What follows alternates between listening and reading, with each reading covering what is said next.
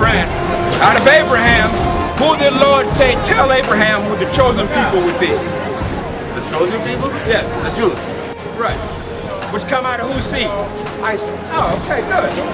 Very good. So,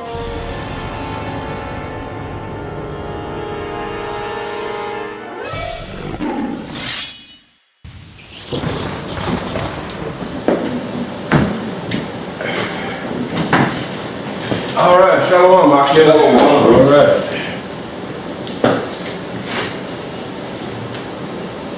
Yeah, so, I mean, as we see, the Most High got it where he said, prepare for war, right?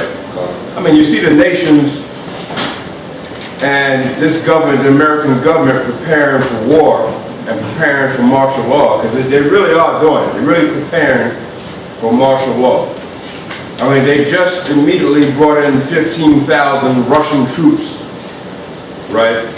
And they brought them in, and they brought them in to prepare for some kind of event that's going to happen. They're going to stage some kind of event, some kind of false flag event, and they're bringing these troops in.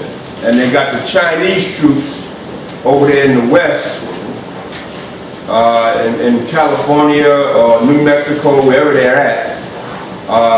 And then they got the Russian troops, they got the French troops, they got the German troops, so they're all here. See? So Esau's preparing for this war. And so, but Israel got to get prepared. That's the thing. That's what gets me, is that Israel, our people, we ain't prepared. Understand? We're not prepared. And well, we know that Yahweh Shai is really the leader and captain of the host. What is it, Psalm 16:11? Get that first. I mean, he's the leader. So he's the one that's going to deliver Israel. But still, the Most High said, watch, see? As well as we should pray, but he said, watch. So we have to be prepared too. Okay, we got to be prepared. See, militarily, we're not, and also in spiritual knowledge and wisdom and understanding, but also militarily. See, we don't understand. It's a spiritual battle, it's a spiritual war, but then it's gonna turn into a physical war too. Understand? And it's coming down to that. And this is why the Most High, he teaches, he says, for the nations to prepare for war. But see, our help is through Yahweh Shai. But let's read Psalm 16:11 first. Somebody read that for us.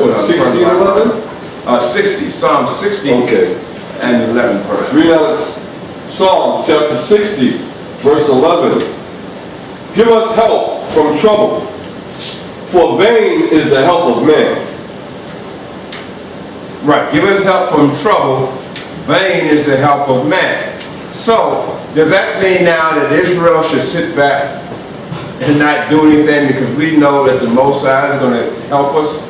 No. Man's help is vain, we know that. But what should we do as a people? We know Yahweh Shai is going to deliver us and save us, right? But what should we do as a people? You just don't sit and wait. See? You don't sit and wait for the enemy to come and destroy you. See? Understand? Just like during the time of the Maccabean period, right? When they found out that resting on the Sabbath, okay, that's the law says to rest on the Sabbath. But when you see the enemy coming about to invade, do you sit there and do nothing? You know what I'm saying? So here we still resting on the Sabbath, but the enemy's right there to cut your head off. And you're going to sit there because of the Sabbath, you're not going to protect yourself? No, you can't do that. So that's where the Maccabees took it upon themselves and said, wait a minute, we can't do that no more. If we find out the enemy is about to invade our people, invade our land, then we got to get ourselves geared up for war. See? Now, here's where the Spirit of Truth says what? The Sabbath was made for man, not man for the Sabbath. You got to fight on the Sabbath because the enemy's invading your land, you got to fight. You're not breaking the Sabbath in that sense, understand? And especially it's not your pleasure. It's not your pleasure, but you got to protect you and your people and your family. You got to do that. See? So that's where the Maccabees said, wait a minute, you know what I'm saying? Let's get this army together and let's fight. And this is what they did, and that's why they were able to deliver the people from the hands of the Greeks and Antiochus Epiphanes and so forth, and bring back and restore the temple. So now we're in these times, and we have to do the same thing. See? Now go up to the 9th verse. Let's go up to the 9th verse and read that. Okay, verse 9. Who will bring me into the strong city? Who will lead me into Edom? Right, see? Why does David pose the question? And notice how he said, who will lead him into Edom? See? Understand? And the Edomites, of course, is Esau. And who gonna lead into Edom? And Edom is where now? All over the earth, right? So he's talking about coming into the earth. Who gonna lead him into Edom? See? Understand? So David's saying, who will bring me into the strong city? Who will lead me into Edom? Understand? And read on. Wilt not thou, O Yahweh, which has cast us off? See? Yahweh is going to do it in Yahweh Shai. And Yahweh Shai is the captain. Every military has captains, officers, and generals. Yahweh Shai is the general. Understand? He got Michael Archangel. He got angels as leaders too. And then in the earth, he got who? He got the nation, the leaders of the nation of Israel as captains. See? And we're the ones that he's going to set up to lead into Edom, into this battle. Understand? And so we got to realize that this is going to be a battle, brother. You're just not going to be saved and then go into the kingdom of heaven without no fight. It's going to be a fight. Understand? There has to be a fight. The churches think they're going to die and go to heaven and then go to the pearly gates and then live happily ever after. It's not going to be like that. Understand? So we know that they're deceived. But now the Most High has shown us that he's bringing this war. Understand? And Barack Obama is getting prepared.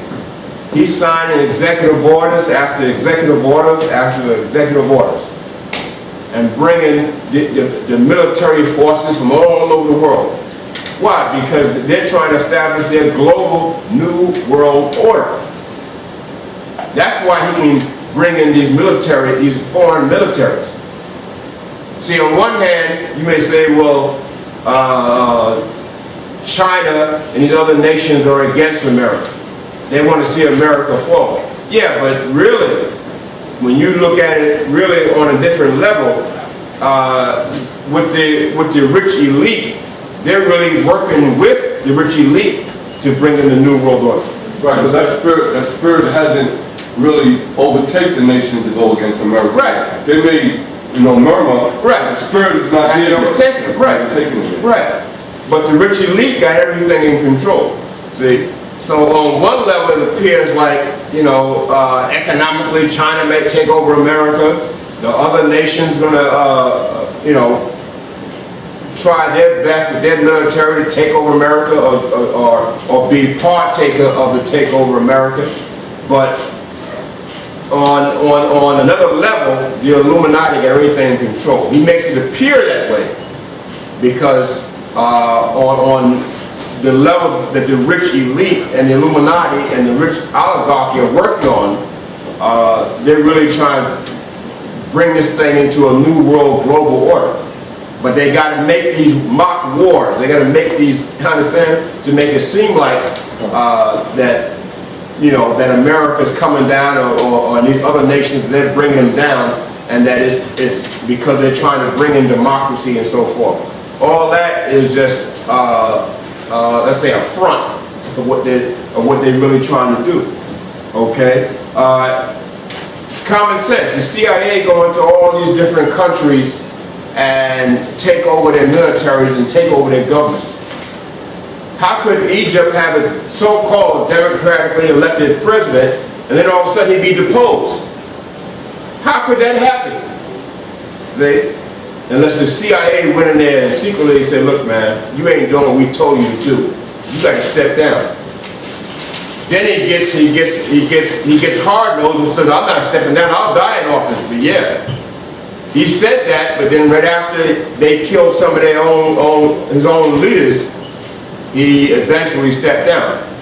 Because why? Barack Obama is running this thing. This is a new world order, okay? And the beast is at hand. Understand? The Antichrist is at hand. They got to take this whole thing over because they know Yahushua is coming to raise up the Israelites, right? To take over this whole earth and rule it in righteousness. They know this is coming. So they got to make their moves. And so they're making moves. They're going to go into Syria too.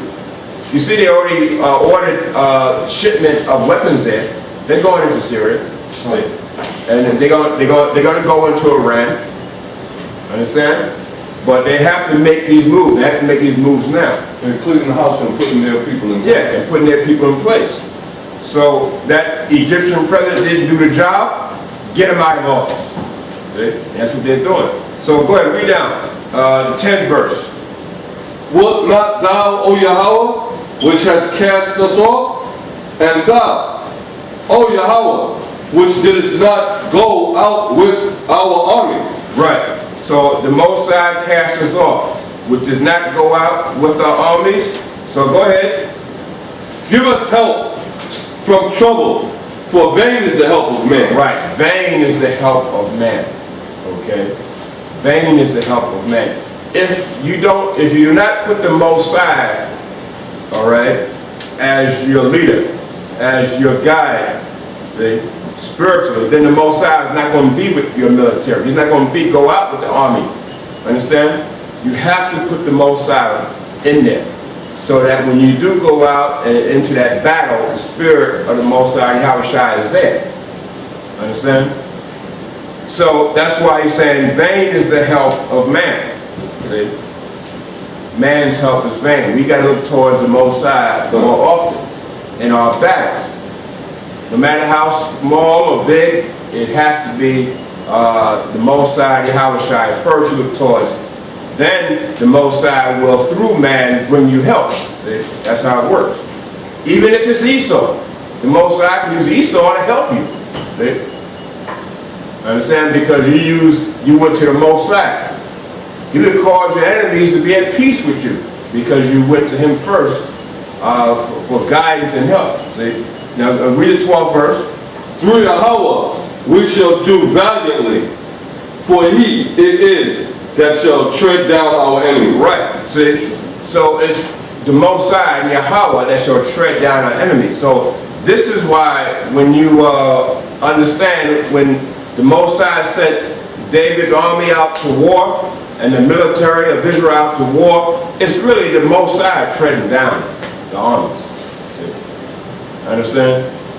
We're just the Most High, we're just the vessels that the Most High is using, but it's really the Most High. Was it Hezekiah? It was Hezekiah, when the Most High did show Hezekiah that, what was it, the Assyrian army, I think it was?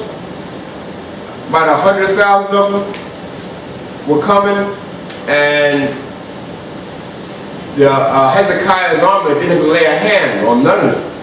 It was the Most High. It destroyed all 100,000 men. That was the angel? 186,000? Yeah, 186,000. That's what it was. Right. Yeah. Because Hezekiah went to the Most High.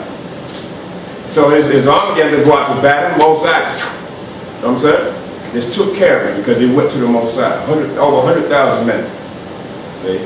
So the Most High will bring your enemies down. Okay, now you're going to go to Psalm 62 and 8. It's right across the page, 62 and 8 Psalms. Okay, Psalms chapter 62 verse 8. Trust in him at all times, ye people. Pour out your heart before him. Yahweh is a refuge for us. Right, so it's just showing you trust in the Most High at all times. See? Now, sometimes we trust in the Most High in certain situations, but in other situations we don't. Why do we do that? See? Why do we do that? It's supposed to be constant. See? It's supposed to be constant. See? And every facet of your life, you're supposed to trust in the Most High and Yahushua. Every facet. Understand? So, where there are facets in your life where you may think where you have more control to handle the situation, okay, yeah, but still, you still go to the Most High. He's giving you the power. He's giving you the understanding and the power to be able to do it, and the physical attributes to be able to do it. See, how was Samson able to conquer 1,000 men? See? Without the physical attributes the Most High gave him. He wasn't able to do it by himself. See? Understand? How was David able to, he said that the Most High showed him his fingers, his hands to war, his fingers to fight, or fingers to fight, his hands to war? How was he, and then able to leap tall fences with a single bound? See? Able to bend a bow of steel with his arm. See? How was he able to do that? The physical attributes, the Most High to give you that. You're not getting that on your own. See? So we realize now, because we're in captivity on this side, at a lower state, we realize it's the Most High took our physical attributes, our mental attributes, our wisdom and knowledge, and he took our physical attributes all the way down to nothing.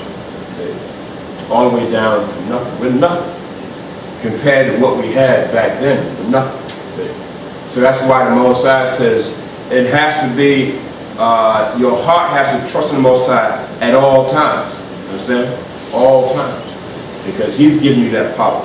And that's why he showed Gideon, I can take down the enemy with only 300 men. I don't need 20 some odd thousand men. Then it went down to 10,000. I don't need 10,000 men. But the Most High said, I'll do it with 300. But can the Most High do it with 10 if you want? Yeah, you can do it with 10 if you want. So he just said, okay, 300. Understand? And you're supposed to have faith even with just 10. But the Most High knew that he said, well, okay, I'm gonna need some men. I'm gonna need Gideon to have some faith. We went down to 10. Gideon probably said, Most High, how am I going to do this with 10 men? So, but the Most High can do it with any amount. So you read where David had the military where he could take down cities of men with 5 men. You read that in Josephus. It said 5 men of David's 37 mighty men. 5 of those men could take down any city. See, that's phenomenal, right? See? Esau knows. That's why Esau had to take you down such a low estate, which was the Most High and him doing it, but still had to take us all the way down because he knew he couldn't keep us on that level. He had to live. Yeah, live, you know what I'm saying? So he had to destroy our minds, understand, destroy our bodies, right? And we come down to this low level. We're sick. See? We're sick of all these things that Esau put out there to make us sick. So now, we on down, Verse 9. Surely men of low degree are vanity, and men of high degree are a lie. How about that? Low degree of vanity, right? High degree is a lie. Go ahead. To be laid in the balance. They are altogether lighter than vanity. Right. Vanity. So it's all vanity, brother. Okay? The world that you see out there, it's all vanity. It's going to hell. And there's a lot of our people that are going to be caught in it. They're not going to see it coming. Understand? This is why on this level that we're on now, and Most High said there are many are called, few are chosen, because He's going to show the few. Most High don't need to save a lot of people. He don't need a lot of people. To restore things, He don't need a lot of people. What did Most High say? He said, Zerubbabel, you laid the foundations of this temple, your hands are going to finish it. See? He told Peter, what did he tell Peter? He said, the gates of hell should not intervene. Right? The gates of hell shall not intervene and stop this. In other words, Peter is going to finish this. Most High is going to bring him back. Understand? Bring him back to finish the foundation and build the temple. So that's why he told the disciples, in the regeneration, ye 12, you're going to come back. Don't worry about it. You're going to come back and build the kingdom of heaven along with Yahushua. Read the 10th verse. Trust not in oppression, and become not vain in robbery. Don't trust in oppression. Right. Don't trust in what you're in now, because it's not going to last. All this is oppression. Even your job, that's oppression. Even when he gives you every weekly in payment, that's oppression. Even when he gives these sports stars and Hollywood actors, that's oppression too. Understand? Because it's bringing you captive into their system and their way of thinking. That's oppression. Trust not in that. See? Okay, go ahead, Al. If riches increase, set not your heart upon them. Right. How could people read that and still think, well, I got to get money? I said, I got to get rich. He said, don't trust. Come to tell you something, what Esau, what he's thinking on doing, I think what this rich elite is thinking on doing to bring this martial law, he's going to cut off the banking system. Yeah, make this holiday. Yeah, bank holiday. That'll do it, won't it? Yeah. And right now he's robbing people's accounts. He's taking people's monies out of their checking accounts. And these are probably people who got money, probably didn't realize it's even missing. He ain't taking nobody's account who got this little bit of money in there.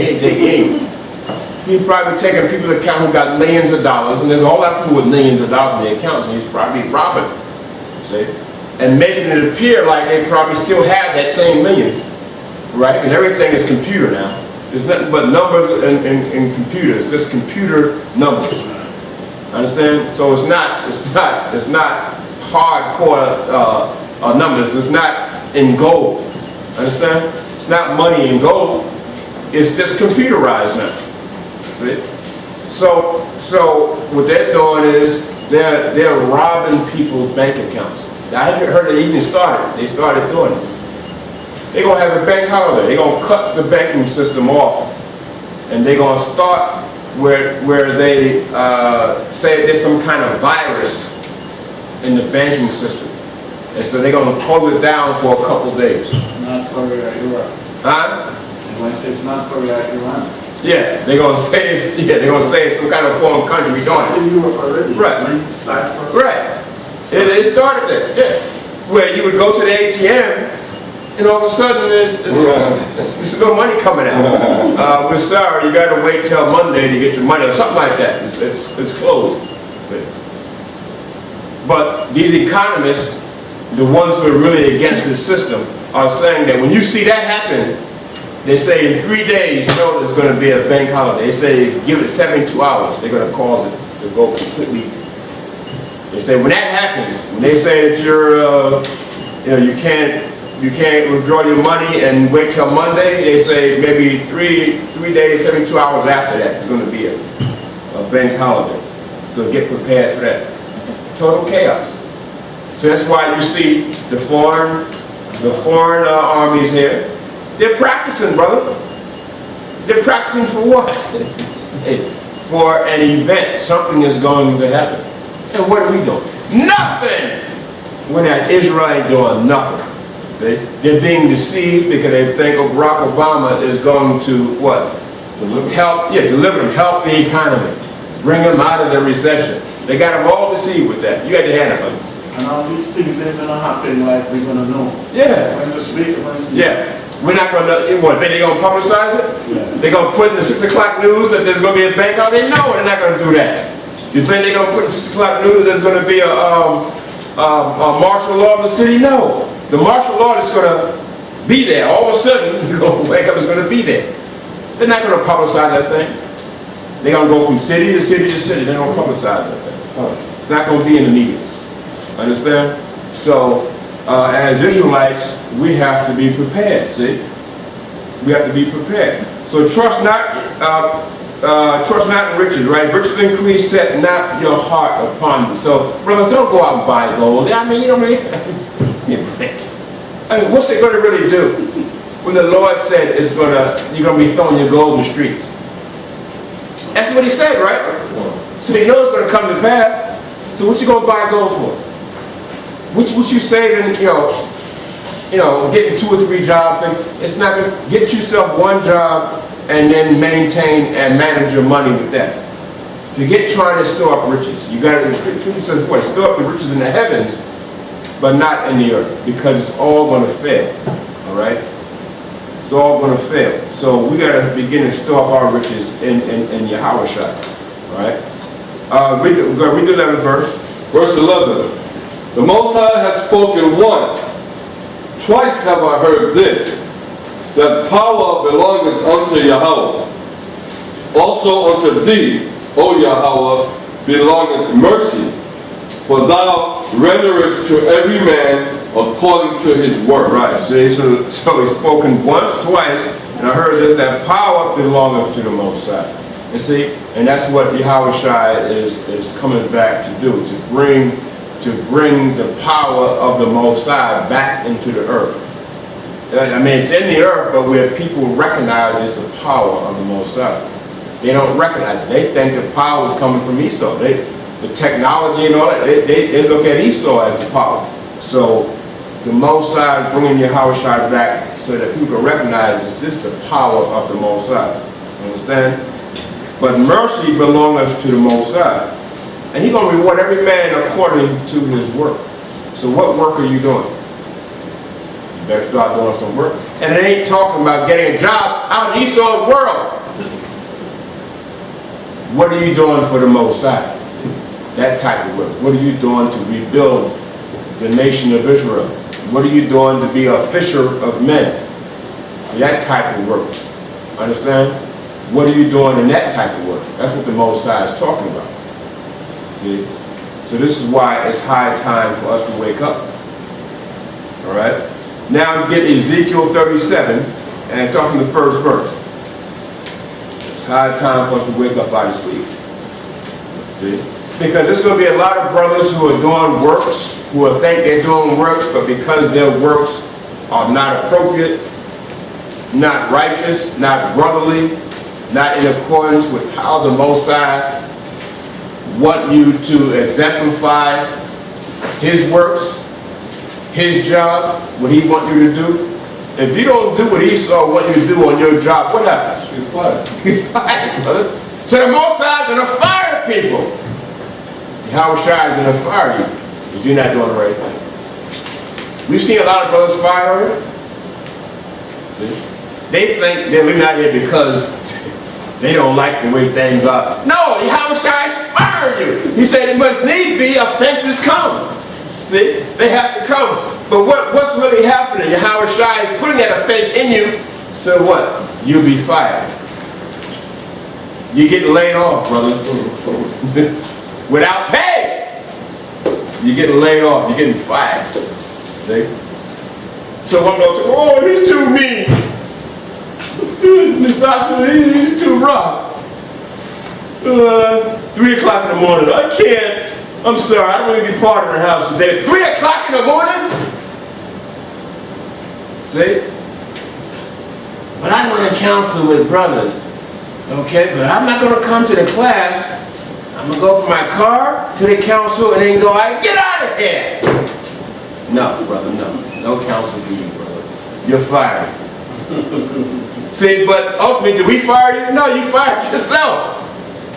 You fired yourself. But that was really Yahushua. It must need be that he's offended.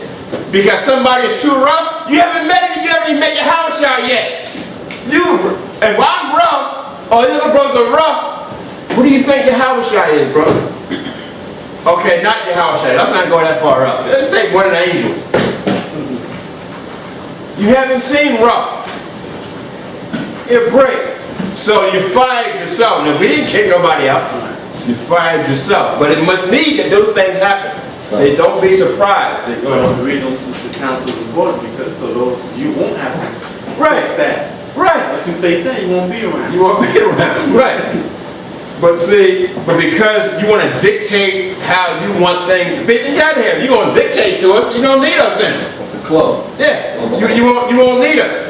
But if you want to seek counsel for understanding and advice, so that you can come back home and be still part of the congregation, okay. But if you're going to dictate to us and then leave out, no, we're going to accept that. You ain't doing that in no other organization. No other organization accept that. See? So go on Esau's job and try to do that. What are they going to do? They want me to sit down. No. Get out of here. You fired. No unemployment neither. Huh? No unemployment neither. Yeah, unemployment, right. You ain't right. You know, they got a clause in subordination. Right. Misconduct. You don't get anything out of that. I just want to get one before we go to Ezekiel 7, Matthew 7:19. See? What was Ezekiel 37 and what? It is 37 and 1. But let's All go right, to I got you, Matthew. All right. Block it. 7:19, you said. Yes. I guess you can start from 17. 7. Okay. Start from 17. All right. Matthew 7:17. All right. We got in Matthew chapter 7, verse 17.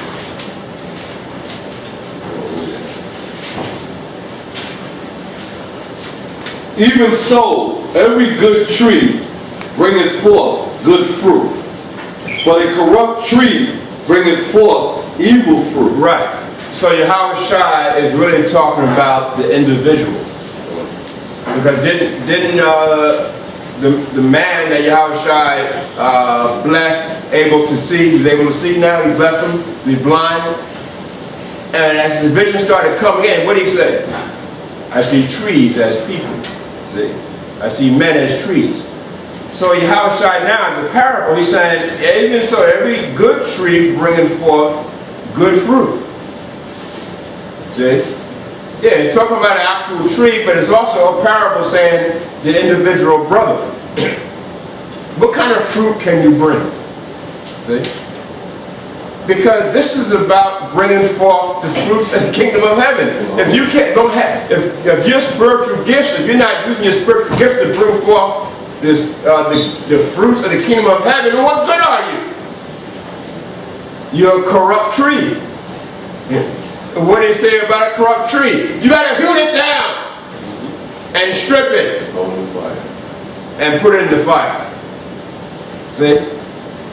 So if you're a brother that's going to be that way, not brotherly, unbrotherly, unruly, right? Complaining about everything, talking about it's too rough and stuff like that. Well, brother, then you're a corrupt tree. You're not really bringing forth the fruits of the kingdom of heaven. See? So Yahweh Shai is going to fire you. And you may think, well, I'm leaving out and I'm going to start my own school. You ain't starting nothing. No, but brothers always say it. Brother, we've been here for a long time in the truth. We've seen, Carouse, I can tell you, we've seen brothers that said that. They went out and tried it for about 1 week. It went to hell in 1 week. See? We've seen that. So when brothers say that, that means they really just want to go back out in the world and try their hand at the world. But that ain't going to work out. The world is finished. Haven't you heard? Read the scriptures. It's finished. See? But these things have to happen. Right? Go ahead, Al. A good tree cannot bring forth evil fruit. Neither can a corrupt tree bring forth good fruit. See? So what is evil? Bringing forth evil. What is good? Bringing forth good. Understand? So that's why when we come in, the Most High gives you a chance to change. That's why it says repent, for the kingdom of heaven is at hand. You got to change your ways, what you had out in the world, because you're coming into a good tree here. This is a good tree. Understand? When you start learning the truth and learn about the kingdom of heaven and what the Most High requires, you're coming into a good tree. So you got to change your old habits and your wicked habits into that which is good. You have a chance to do that. But brothers are not, they're not accepting that chance. They're not taking full advantage of that chance. That's because they still think that they can hold on to their some of their evil ways and their corrupt ways. Okay? And so that's why what's going to happen is you're going to get offended. You're going to get offended. Okay? Go ahead, Al. Every tree that bringeth not forth good fruit is hewn down and cast into the fire. You're gonna be thrown into the fire. Now you think you left on your own terms and all that, but that's what the Spirit wanted you to think. But you were really fired. See? If a prophet be deceived, it is the Most High that deceived him. See? So you have to have that humble nature and let the Spirit of truth work with you, see? As you coming in. Because this is on a high level. See? You see, we can't even rule our own households. How are we going to rule the earth? You're talking about ruling the whole earth, brother. That's on a very high level. That's not something that, you just automatically begin to do. Look how hard it is for Esau to run the world. It's hard, isn't it? You always got other nations going to rise up against you. See? You always got situations. How are you going to run the earth? It's not an easy thing. So the Most High got to deal with men who are going to be humble enough to be willing to be taught the laws, statutes, and commandments and how to govern, to how to run the earth. See? Everybody is not capable. See? And that's understandable. Everybody's not capable, but still, then you can be part of the helping hand that's going to help the brothers going to run the earth in your house shop. But if you don't want to be humble and do that, then you're out. See? You got to be hewn down and cut down and destroyed. See? And some of us are the ones that are going to be doing the destroying. The ones He's going to set up. See, wait till these two anointed ones come. These two witnesses. You'll see some power in them. Okay, go ahead, Al. Wherefore by their fruits ye shall know them. See? How do we know them by their fruits? Because, let's say you go to some of these camps that are out here, and the way they speak, and the leaders of some of these camps. Well, the followers of some of these brothers in these camps sound just like the leader. You know them by their fruits. You know them by their fruits. Understand? So the same way with a tree. You know a tree by its fruit it bears. So I don't care if that camp is all across the United States. Once you hear them speak, you know who we know who he follows. Because that's that root. The root of that tree that's that fruit that it bears. Understand? So if it's evil, corrupt tree, it has to be hewn down. Understand? And this is what the Most High says. And you're going to have some brothers who've been in there for years, but because they're taking part in an evil, corrupt tree, what's going to happen? We don't know. Not everyone that saith unto me, Yahushua shall enter into the kingdom of heaven. Yeah. So don't we have brothers out there now saying, Yahushua, teaching the Bible, but they're doing it in an evil, corrupt way. The communication is not appropriate. They're not professional in doing it. Yahushua tells you about how to do this thing professionally. See? Didn't Paul say the profession of our office? Didn't he say that? But they're not doing it that way. The tongue. See? And then the unbrotherly way that they have. See? Yeah, you can set up a school and all that, but if you're not in Yahushua in righteousness, it doesn't mean anything. Understand? You got Old Testament Israelites, but they are completely against Yahushua. Think about that. And they set up schools and organizations, got money flowing through there, people in there and everything, thousands of people. What does it mean, brother? Nothing. Because he said, without me, Yahushua said, you can do nothing. See? Understand? So that means he's going to hewn it down. It will come. It will come.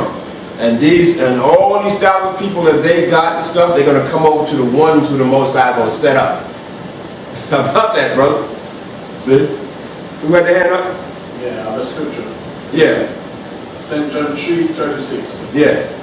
He that believeth on the Son hath everlasting life. And he that believeth not and the sun shall not see light. Right, how about that? See? Perfect example. See? You shall not see life. How could you come out your mouth and say, that boy, JC, or whatever you talk, whatever, however they say.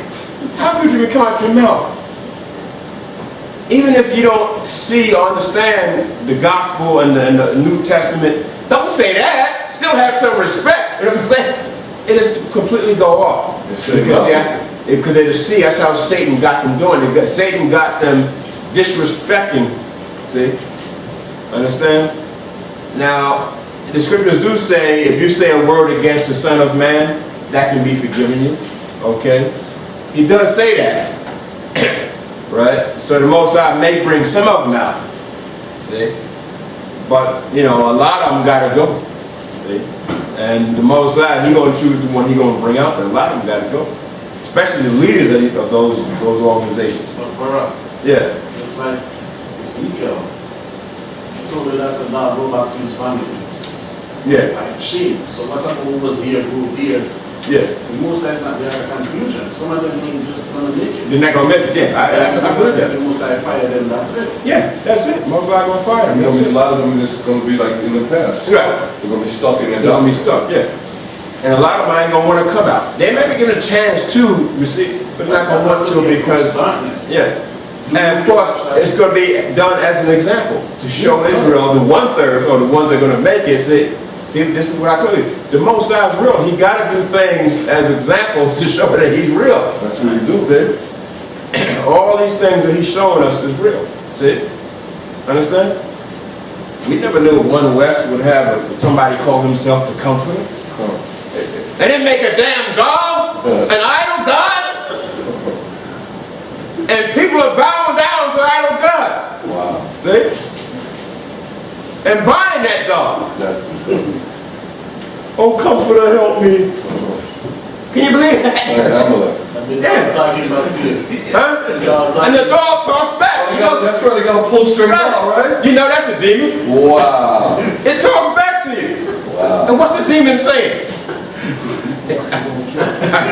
Imagine what it's saying. I'll be going for the... Yeah. So think about that. See? So the Most High is showing us that these things will happen. And amongst all people, you have the Antichrist. There's an Antichrist amongst all people. See? I mean, we know there's a main Antichrist, but remember, it says the ones that follow are Antichrist too. And there's a lot of them that know that they're going against the Most High and taking on, see, the Antichrist's ways. They're the Judases. They know what they're doing about that. Yeah, I was gonna say they're the Jews. They're gonna be the ones biggest opposition. Yeah. Yeah. Yeah. How about that? Go ahead, Al.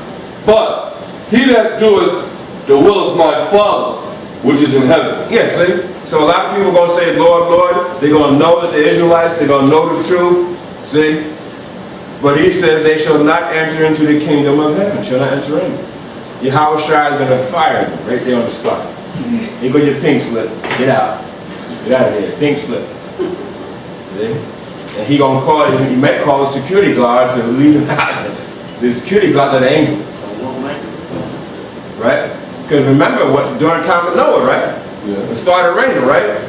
Noah had the ship, all the animals in there, everything is in there on the ship. Now it's time to close the doors. But who had to stand by the door to make sure other people wouldn't come in? The angels, yeah. One of the angels, well, Texas one. Yeah. You know what I'm saying? Because they're going to try to come in, so Yahweh Shai has security right there. Security guards. And all of Noah's cousins and aunts and uncles and friends and all that try to get in. But Noah, remember me? See, then they say, I was with you. Then they say, Lord, Lord. See? But it's not going to happen. See? So that's why it said, just like it happened during the time of Noah, it's going to happen today. Right? And when this thing's happening, you're going to see a lot of brothers trying to rush in here and everything. Understand? Rush into the truth. See? But that pink slip is going to be right there at the door. See? Go ahead, Doc, 22. Verse 22. Many will say to me in that day, Yahushua, Yahushua, have we not prophesied in thy name? and in thy name have cast out devils? Right. See?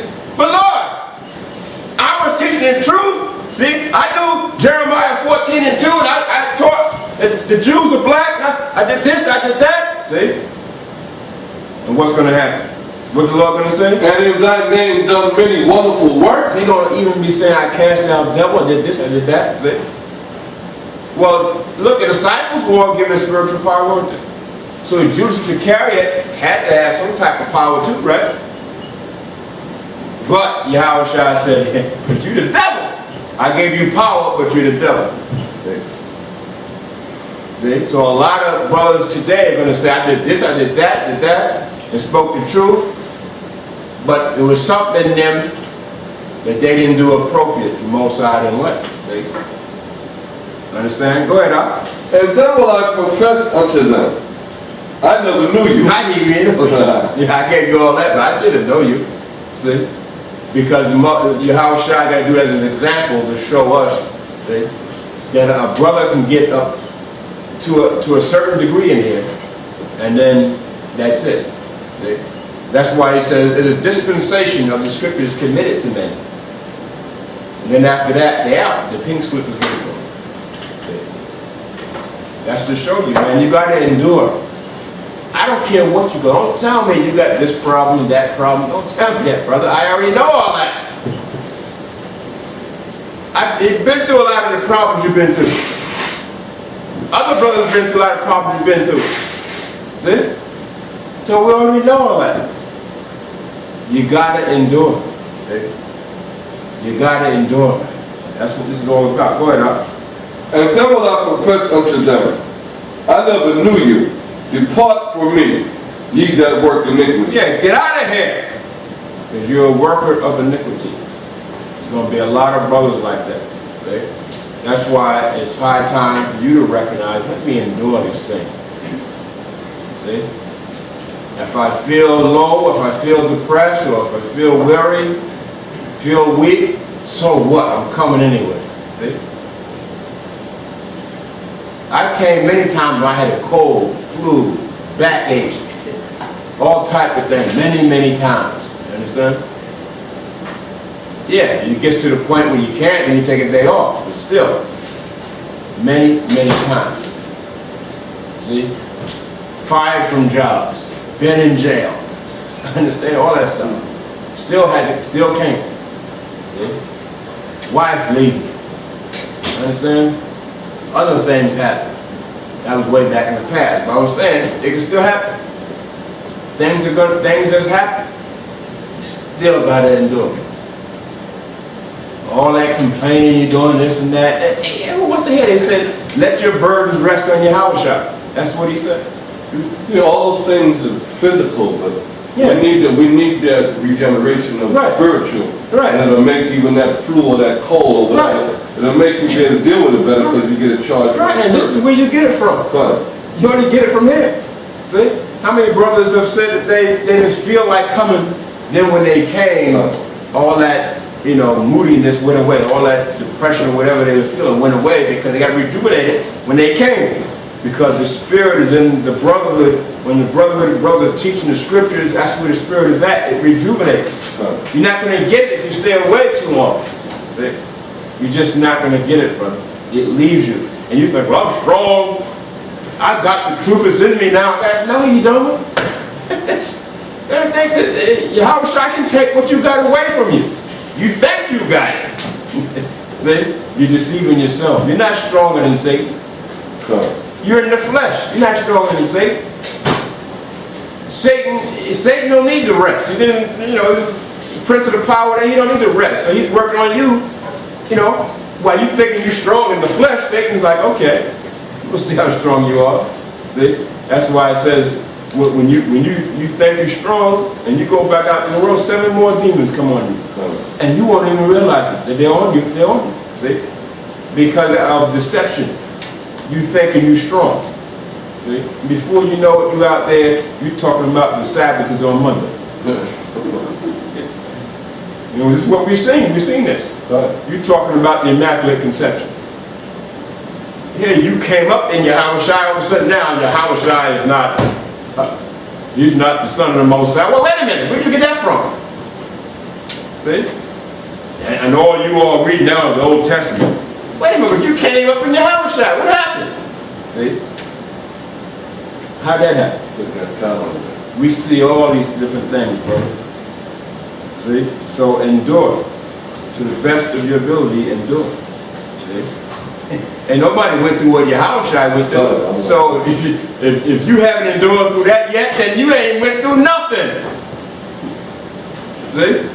You haven't went through anything, brother. Start to endure that, and then I can say, okay, if you endure that, what Yahushua went through, now I can say you went through something. And none of us went through that. See? Understand? So go ahead, and that was it, right? So go to Ezekiel 37. Right? Yeah, you want me to read 24? You want to read 24? Go ahead, read 24 and see how that goes. Yeah. Therefore, whosoever heareth these sayings of mine, and doeth them, I will liken him unto a wise man, which built his house upon a rock. And the rain descended and the flood came. Well, that should be all right, right? Yeah, but you could have finished that. Yeah, but Okay. see, you're like a man that built his house upon a rock. Because when the rain comes and the floods come, the rock, the house is not going to be moved because the foundation is strong. That's what it's talking about. A strong foundation is what you want. Understand? And you get that in your Yahushua. The more you endure, the stronger the foundation. Understand? You have to endure so that your foundation can increase in strength. That's the only way it gets strong. Understand? You get stronger through endurance. Okay? So go ahead, Al. Finish it? Yeah.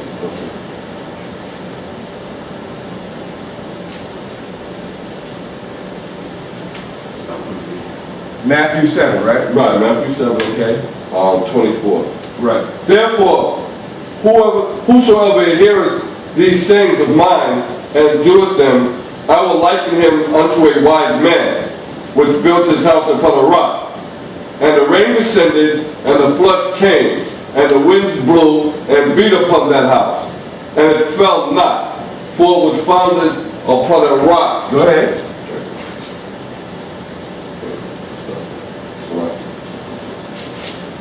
And everyone that heareth these sayings of mine, and doeth them not, shall be likened unto a foolish man, which built his house upon the sand. See? Watch the Lord call you a fool. You're a fool!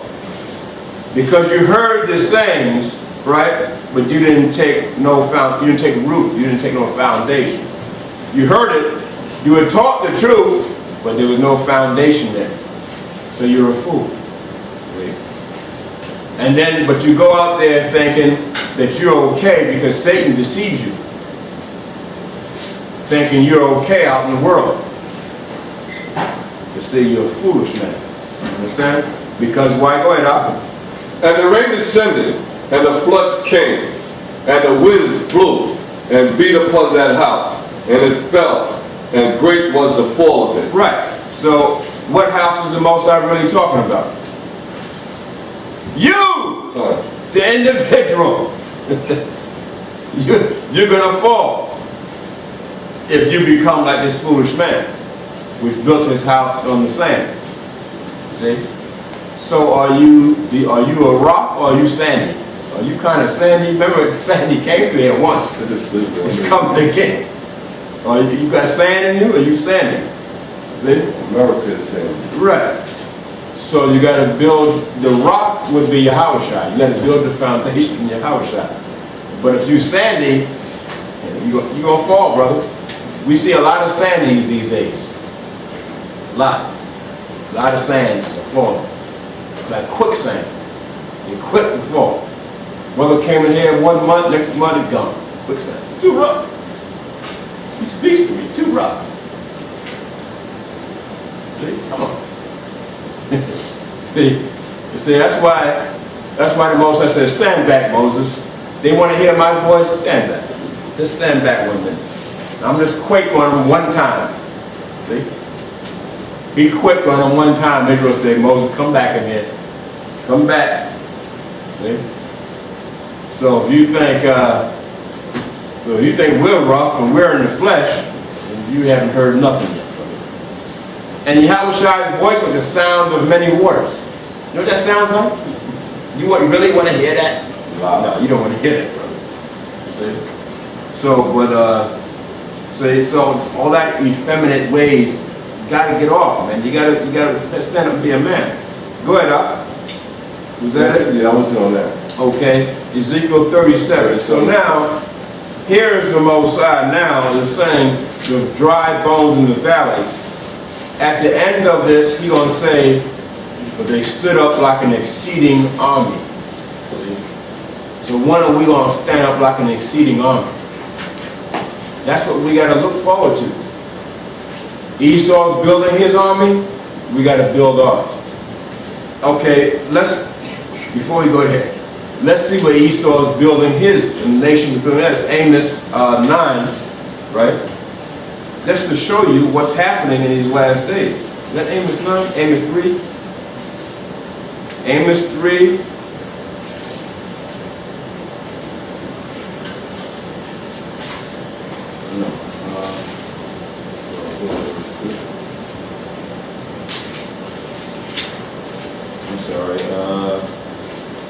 I'm sorry, Joel 3 and 9. Joel 3 and 9, okay?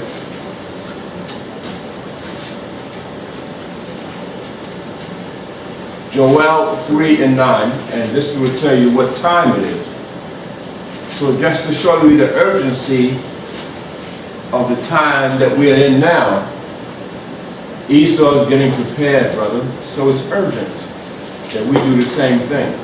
The time is now, brother. We can't mess around anymore. Understand? We cannot mess around. Okay, read that. Joel 3 and 9. Joel chapter 3 verse 9. Proclaim ye this among the Gentiles. Prepare war. Wake up the mighty men. So the Lord is telling Joel, proclaim this. Go amongst the Gentiles, right? And proclaim this. And he said, tell them to prepare for war. See? And wake up who? Go ahead. Wake up the mighty men. Go ahead. Let all the men of war draw near. Why? Because this is the time that we live in. We're living in a time of war, brothers. See? There's not going to be no peacetime. So we're finding out that we're a nation in exile, in captivity, in another man's land, but we have no togetherness. We have no military. We have nothing. What do we have? And the nations got all their military men, all their military prepared, and their armies and everything. And what do we have? So we have to, since we don't have anything, right? And the Most High is showing us we're on this level, then yeah, we got to turn to the Most High and Yahushua. But we still got to do what? Come together on one accord. You're not a nation unless you have a military. You're not a nation unless you have a military. Okay. So we still got to come together on Yahushua on one accord, but we still got to come together as an army. And that's what the Most High going to show us. Go ahead, up. Let all the men of war draw near. Let them come up. See, they're going to come up. Barack Obama is already bringing them here. They're coming up. They're coming here. Understand? They coming here. And they knew, you know something, they knew that economic crisis in Europe, they knew it was coming here. They know it's coming here. So they put a halt to it for a little while longer. So that's why they're destroying the economies little by little over there in Europe to try to slow it down from coming here. See? All right, and destroying the currencies over there. But they're trying to stop China and Iran and these other foreign countries from using gold now as a standard because the dollar is falling. Nobody wants to use the dollar anymore. Once these countries stop using the dollar, that's it. It's over. The economy is through.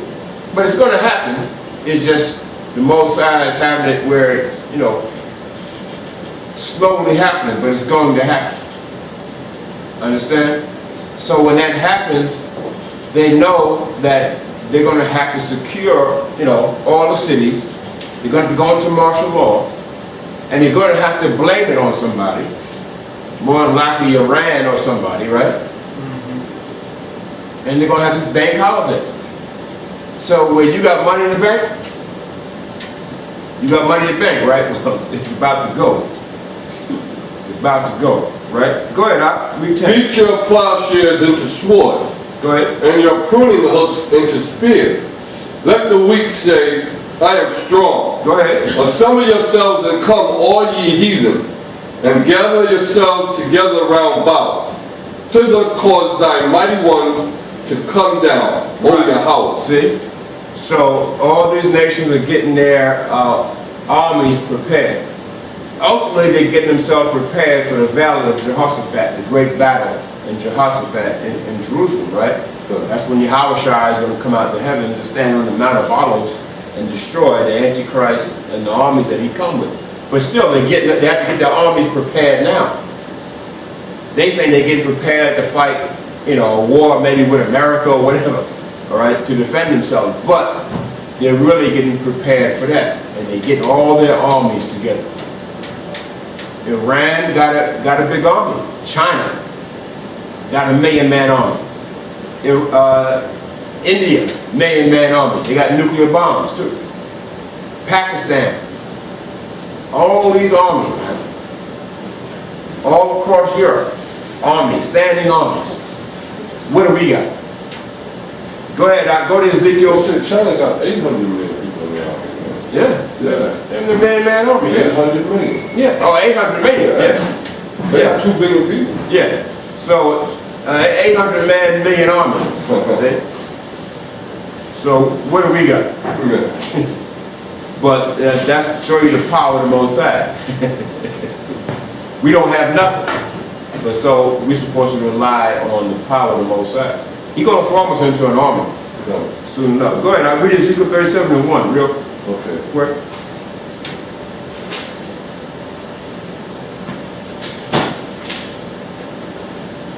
Ezekiel chapter 37, verse 1. The hand of the Most High was upon me, and carried me out in the spirit of the Most High, and set me down in the midst of the valley which was full of bones. Yeah, see? Ezekiel seeing the vision of how Israel would be in these days. And he set him down in the valley which was full of bones. Of course, the bones represent who? Israel. Bones represent Israel. But why bones? Why does it represent bones? Let's find out and read on. Go ahead. And caused me to pass by them round about. And behold, there were very many in the open valley, and lo, they were very dry. Right. These bones were very dry. So, if Ezekiel seeing bones, when you see human bones, what does that really mean? That means that person is dead. The person is dead. That person is pretty much dead. So when it's dry, he's saying it's very dry. It doesn't have what on it? Moisture. Yeah, it doesn't have moisture, flesh, or whatever, muscle, whatever. Yeah. So it doesn't have moisture on it. So it's very dry bones. We wonder why. Okay, go ahead, And he said unto me, Son of man, can these bones live? And I answered, O Yahweh, my power, thou knowest. Right, go ahead. Again he said unto me, Prophesy unto these bones, and say unto them, O ye dry bones, hear the word of the Most High. Yeah, hear the word of the Most High. See, now he's prophesying unto the bones, that's Israel, right? 12 tribes of Israel, and prophesy unto them because they're very dry. All right? There's something that they don't have. See? Understand? That's why you saw all these movies, Dawn of the Dead, and, because he's seeing these bones, but these bones are still living. See? They're dead, but they're still living. So that's why he come out with all these movies like this. He's been making movies like that for a long time. Night of the Living Dead, Dawn of the Dead, Dawn of the Dead, all these, Night of the Dead, yeah. Dead of the Dead, yeah. all of the And then he got a series on it, and World War Z. So why is he saying this? Okay, go ahead, Al. Thus said the Most High, my power, unto these bones, behold, I will cause breath to enter into you, and he shall live. Right, see? Now symbolically, he's saying these are bones because they're dead. He's going to cause breath to enter into you, and ye shall live. See? Because you need breath to live. You have to live, right? But also, what does this breath also represent? The breath. What's it? Yeah. Putting the life back into them, like from them being dead, from the law and ignorance and, Right. and the lack of knowledge. Lack of knowledge. The breath represents knowledge. He has to put some knowledge back into them. They're dead. They're dead because they have no knowledge of who they are. See? That's what makes them dead. Understand? So if a nation of people don't know who they are, especially the Most High's chosen, in his eyes, they're dead. They're nothing to him. So we're really nothing. We're a bunch of dead man walking. I made a movie out of that too. That's what we are, dead man walking. We're walking around, but we're dead, see? And I don't care if you got a degree in history or engineering or you're a lawyer. You're a dead man walking still. See? Doesn't matter. You have to know you have to know this. You have to know the truth. You have to know who you are. How many black lawyers you have but don't know who they are? You're dead. See, no knowledge. Okay, go ahead, Al. And I will lay sinews upon you, and will bring up flesh upon you, and cover you with skin, and put breath in you, and you shall live, and you shall know that I am the Most High. Right, so sinews, you're gonna lay, what is a sinew? See? Muscles. Yeah, tendons and muscles, you put the tendons and you tie the muscle together with the tendons and stuff, and then you put the flesh over it, right? Right? And the skin over it, and the flesh.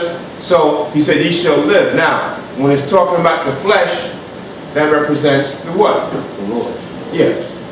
No, the nationality of who you are. That's your flesh. Knowing who you are as a nation of people is your flesh.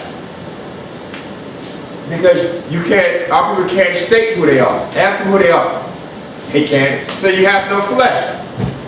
Every nation knows what their identity is. Our people don't know. You have no flesh in you. See? Understand? And that's what you need. Because that's everything. Your flesh, your identity is everything. See? You don't have to be that smart, but if you know who you are, well, you're intelligent. See? At least you know what your language is, and who your people are. We can't even do that. See? Go ahead, Al. So I prophesied as I was commanded. And as I prophesied, there was a noise, and behold, a shaking, and the bones came together, bone to his bone. And when I beheld, lo, the sinews and the flesh came upon them, and the skin covered them above, but there was no breath in them. Right, see? So still talking about breath. There's no breath. So they started coming together, bone to his bone. That's why the Most High said Ezekiel prophesied, because in prophesying, you're giving them knowledge. And then this tribe recognizes that it's one of the tribes of Israel, and the other tribe recognizes the tribe, and then they come together, they realize they're brothers, see, bone to his bone. Understand? Ephraim recognizes the Puerto Ricans recognize the Ephraim, Judah recognizes that the Negro recognizes they're Judites, see, bone to his bone. And then they come together and they recognize their family, see, and then they come together. Understand? Because the body has all type of parts, right?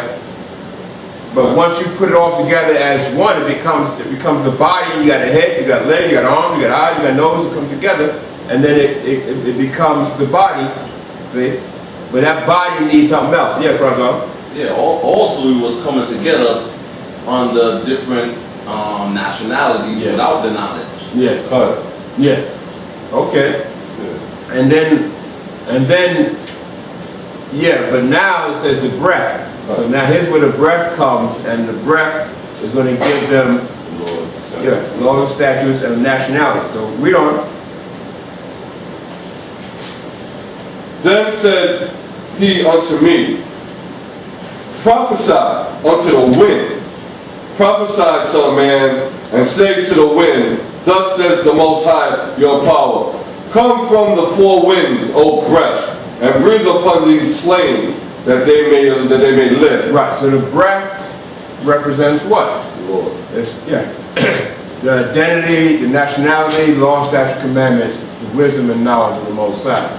Because it has to come, it says it has to come from the four winds. See? From the four corners of the earth. So as we not only get the Bible and read it well, but we get the history of the earth, the true knowledge of the earth, and bring it all together. Understand? And that enables us to find out who we are. See? And now we got breath in us. And now that we understand what our identity is. Go ahead, up. So I prophesied as he commanded me, and the breath came into them, and they lived, and stood up upon their feet, an exceeding great army. See? An exceeding great army. So now the Most High calls this an army. See? The nation of Israel is an army also. It's an army. See? Every nation has its armies. You can't have a nation without an army. You can't form a government without a military. You just can't do it. You got to have a military there. That secures the nation. Understand? So he calls this dry bones in the valley an army. See? And who is this dry bones? Now read on, it's going to tell you. Who is this dry bones? It has. Then he said unto me, Son of man, these bones are the whole house of Israel. How about that? That's who they are. It's not talking about no other nation. Can't fit the other nations in there. It's just the whole nation of Israel coming together. Go ahead, up. Behold, they say, our bones are dried and our hope is lost. We are cut off from our part. Well, that's true. We are. See? It appears like our hope is lost. Bones are very dry, and we're cut off from our parts. We're cut off from our land, cut off from our language, and cut off from our identity. So we think we got no hope. See? But we do have hope. That's why the Most High said, go ahead, up. Therefore, prophesy and say unto them, Thus said the Most High Power, Behold, O my people, I will open your graves and cause you to come up out of your graves and bring you into the land of Israel. Right. See? The Most High is going to do this. See, oh, my people, Most High is letting you know that it's his people he's going to do this to, not the whole earth. I will open your graves. See? Because symbolically it's saying that we're dry bones in the valley, so we're dead. He's going to open these graves of ours, and our graves would be basically what? Yeah. Well, not only our minds, but where are we at? And, you know? Yeah, and then we're in the cemetery. Yeah, in the cemetery. That's America, the cemetery. See? The other areas where our people at are the cemeteries, right? And we're buried in these cemeteries, these areas, these other areas where we're at in exile. Religion. Yeah. So he's going to open up these graves and bring us out. Yeah? Right, he's going to bring us out. That's why the scripture says, and literally he's going to do that. He said he's going to cause the graves to open up and our people shall come out the grave. Right? A lot of our people shall get life into them that are already dead. Literally. See? So these things are going to happen. So, but I'm going to show you the standing army that the Most High is talking about. Understand? Now get Jeremiah 51 and 20. Jeremiah 51 and 20 real quick.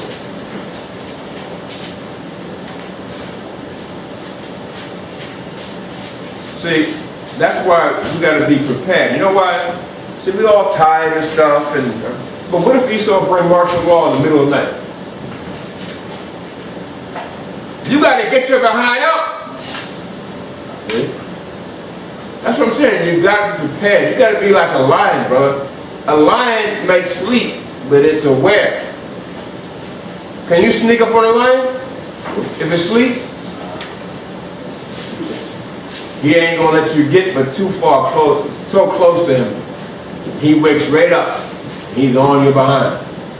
See? So they came to my house because the goop called the police and made it seem like I was shooting up everybody in my house, right? The goop.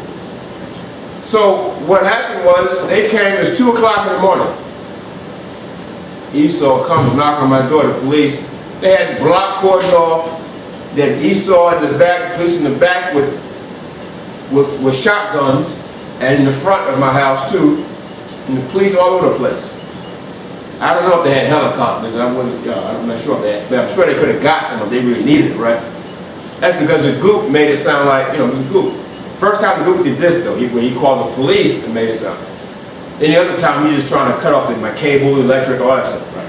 So I'm pretty much used to it now. But I wasn't used to that. So the police come knocking, banging on the door at 2 or 3 o'clock in the morning. We got to be prepared, bro. You don't know when this thing can happen. So now when martial law comes and if it's 2 o'clock in the morning and they banging on your door, get the hell out. See? That's it, brother. See? Same thing. When the enemy comes, you don't know when the enemy is. The enemy gonna let you know when it's coming? No, they're not gonna let you know. Esau does not care. He does not care. See? So when they soon, they're gonna remember they already signed the NDAA. So that means they can come into your house anytime they want. The military. People have already seen boatloads and truckloads of Humvees and tanks on trains, everything going by. People see them. They witnessed them. In Charlotte, North Carolina, a man was witness seeing the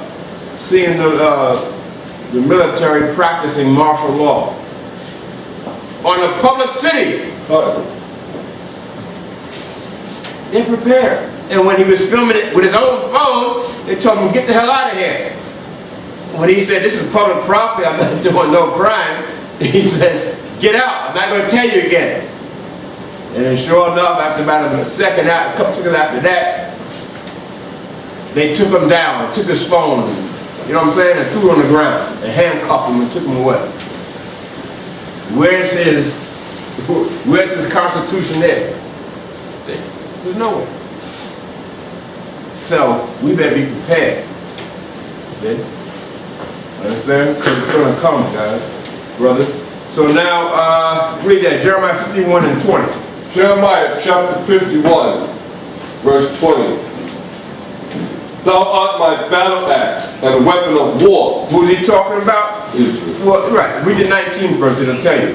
The portion of Jacob is not like them, for he is the former of all things. Yeah, Jacob, the father of the 12 tribes, is the former of all things, meaning pretty much the spirit of things you see in the earth came out of Israel, came out of us.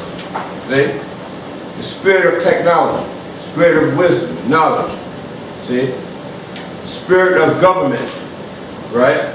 The spirit to put things in order came from us. See? The spirit of wisdom and knowledge. The spirit of how to run a military.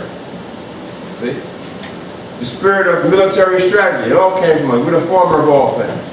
The inventions of everything came from Jacob. The knowledge of it. Other nations might have took it and did it their way or enhanced it the way they wanted to, but still it came from our people. The former of all things. All nations came out of Israel. See? The former of all things. Go ahead, Al. And Israel is the rod of his inheritance. The Most High of hosts, spirits is his name. That's right. Go ahead, Al. Thou art my battle axe and weapon of war. For with thee will I break in pieces the nations, and with thee will I destroy kingdoms. Well, what did the Most High say? With thee, I will destroy kingdoms. kingdoms. So, you got to be militarily minded. The Most High going to use you to destroy the nations. You got to be prepared. If you ain't prepared, you're gonna fall by the wayside. See? Understand? That's why the Most High told Gideon, take the ones that lap like a dog, because why? They're aware. They're looking around their surroundings. They're not falling asleep on the job. They're not getting weak. See? This is what we have here. You got to have that mental fortitude. You got to build the spirit up, brother. See? Brothers, come here, you know, you got to come here and be prepared and ready. That's what the Most High house are looking for. See? Remember in Acts, it tell you about a certain group of Israelites that were more ready than the other group. They were more diligent to research the scriptures. See? Brothers come here with no Bible, no notebook, nothing. Doesn't make any sense. See? You come here with not prepared. You got to take notes. You got to write down scriptures. How are you going to learn it? You couldn't go to Esau's school without no notebook. But this is what we do, see? And then you're going to get mad because somebody's kind of rough. It's supposed to be kind of rough. It's going to be a rough deal. See? Wait till martial law comes. See? Go ahead, up. 22. Yeah. With thee also. Oh no, 21. 21. And with thee will I break in pieces the horse and his rider. And with thee will I break in pieces the chariot and his rider. Israel's going to do a lot of damage, brother. We're talking about the army of Israel. He said, with thee I'm going to do this. You're going to do a lot of damage. See, that's what all this is about.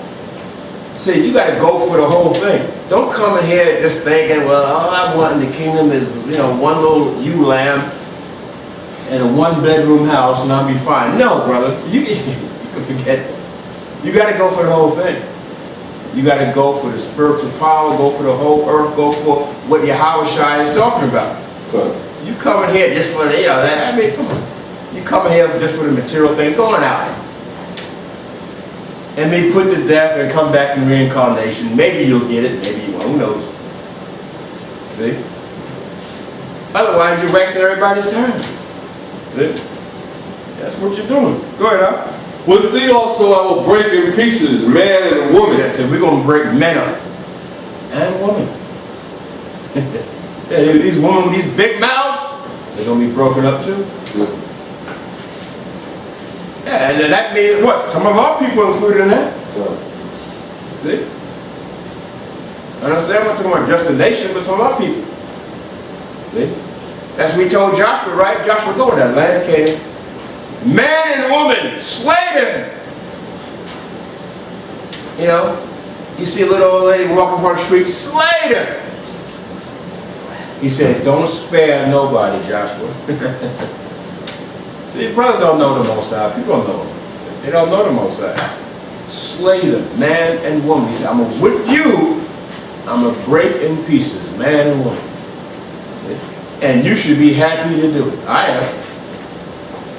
See? Every Edomite I can find. Every Hamite I can find.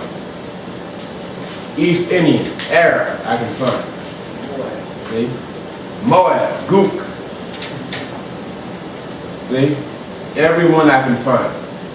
And he said, happy is he who taketh their little ones and dash their head against a stone. See? You come here, little Edomite baby. Bam! Bam! I know, that sounds kind of rough, right? Yeah, well, that's what the Most High said. You're going to be happy doing that. You didn't read about Uzziah the king who took 10,000 Edomites. He didn't just kill him. He said, he told his men, bring him to the cliff. Let him jump off. That's cold, ain't it? Well, he just could have, you know, bring him to the cliff. You being led to a cliff, you see how high it is, you say, wow. You start getting scared. See? Bring him to the cliff. But the Most High didn't tell Uzziah to stop doing it, did he? Pretty much said a good job. See? You had to read the scriptures. Understand? Go ahead, up. And with these will I break in pieces old and young. Yeah, see, old people and young people. You ain't having compassion on nobody. See, you got to understand the hand of the Most High. The Most High is a killer for righteousness. Come.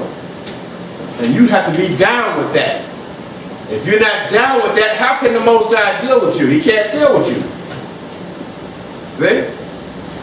You have to be down with what your house is down with. You got to be for that. You can't be against that. See? You can't have all said, but yeah, but your house shot. We got to have compassion on the little babies of the white world and Esau. No.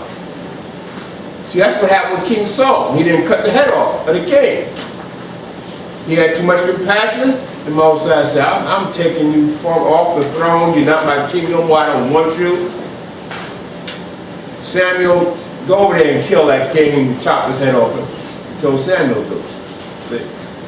So this is, you got to be prepared to do that. The Moses, he command you to kill, you better hurry and do it. Don't think about it, brother. Even when you think about it, you off. Most I don't. You ain't got to say a word, but you sit there and hesitate, the most I don't. Huh? Do the angels hesitate? No, brother. The angels do not hesitate, brother. Not 1 inch. So when it comes time to kill somebody, you see all over the world, right? When it come out to kill, the angels kill you. No hesitation whatsoever. Because they're happy to do it. Go ahead, Doc. I will break in, and with thee will I break in pieces the young man and the maid. I will also break in pieces with thee the shepherd and his flock. And with thee I will break in pieces the husbandman and his yoke of oxen. And with thee will I break in pieces captains and rulers. Right. Now I'll go to Psalms 149 and 5 real quick.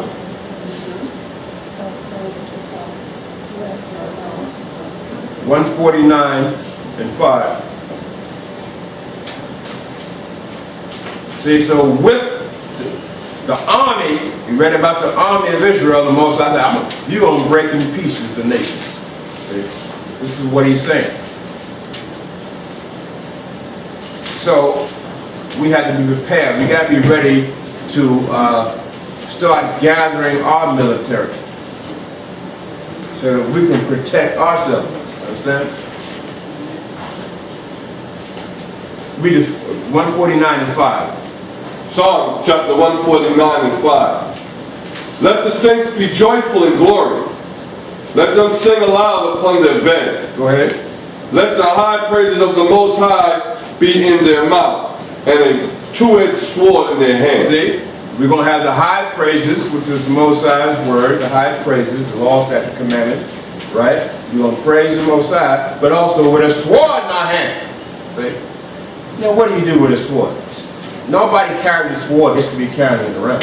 You do something with it. What are you going to do with it? Go ahead. To execute vengeance upon the heathen. That's right. To execute vengeance upon heathens. Gooks. Edomites. See? The other nations. Hamites. Other nations. Vengeance upon the heathen. Go ahead. And punishment upon the people. Yes, it's only that it's punishment, meaning something that they did that they deserve. See? They deserve this, so it's going to be a punishment. Go ahead. To bind their kings with chains and their nobles with fetters of iron. Yeah, they're kings and queens. See? They're princesses with chains. They go into captivity. Go ahead. To execute upon them the judgment written. This honor have all his saints. Yeah. So, praise ye the Most High. So do you want to be honored? You got to do what the Most High says. You got to be willing to be in that military, that army there, the saints. The saints shall come marching in. Yeah. They're going to come marching in. Yeah. We're going to march into Jerusalem, take over. It's our land. We ain't marching nowhere else. You got to march into our land and take it over, right? It's time. See? Haven't you heard what the governors of Israel are going to do? Get Zechariah 12. The saints shall come marching in, brother. Zechariah 12. And it tells you what the governors of Israel are going to do.